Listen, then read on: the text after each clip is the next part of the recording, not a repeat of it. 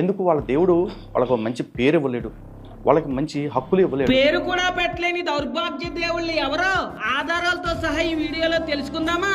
ఈ లలిత్ కుమార్ ఛానల్ పేరు హిందూ జనశక్తి. అసలు హిందూ అనేటువంటి పేరు ఎవరు పెట్టారు?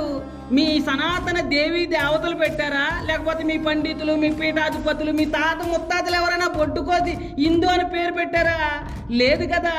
మరి హిందూ అనేటువంటి పేరు ఎవరు పెట్టారు అని అంటే, హిందూ మతం అనేటువంటి పుస్తకంలో 92వ పేజీలో స్వామి వివేకానంద అంటాడు, హిందూ అనేటువంటి పేరు మన దేశమోళ్ళు మన మతమోళ్ళు పెట్టినటువంటి పేరు కాదు, పారశీకులు పెట్టినటువంటి పేరు. ఈ పేరు పిలవటం కూడా నాకు అసలు ఇష్టం లేదు అని అంటాడు.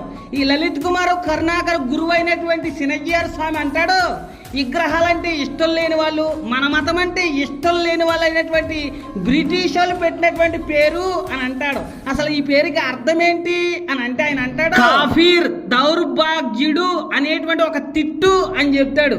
ఈ సినయ్యర్ స్వామి చెప్పినట్టుగా ఎవడో తిట్టినటువంటి ఒక తిట్టిని మీ మతానికి పెట్టుకుని మెల్లో వేసుకుని నేను దౌర్భాగ్యుని అని చెప్పుకోవడానికి మీకు సిగ్గులేదా?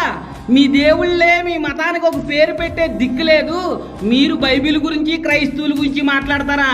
ఫస్ట్ ఎవడో తిట్టినటువంటి తిట్టిని మీ మతాన్ని నుంచి తీసేయండి రా బాబు. లాస్ట్ గా స్వామి వివేకానంద గారు ఈ హిందూ అనేటువంటి పదం గురించి ఏమన్నాడంటే, ఈ పదం కేవలం అర్థహీనమైంది, చాలా హీనమైనటువంటి పదం, ఈ పేరుతో ఎవరు పిలవకండి అని చెప్పాడు. దీన్ని బట్టి లలిత్ కుమార్ గారికి ఉన్నటువంటి ఛానల్ పేరుకి అర్థం ఏంటంటే దౌర్భాగ్య జనశక్తి అని అర్థం. ఒరే దౌర్భాగ్యుడా, ఎవడో తిట్టినటువంటి తిట్టిని నీ ఛానల్కి పెట్టుకున్నావు, నీకు సిగ్గు శరం లేదేంట్రా దరిద్రుడా?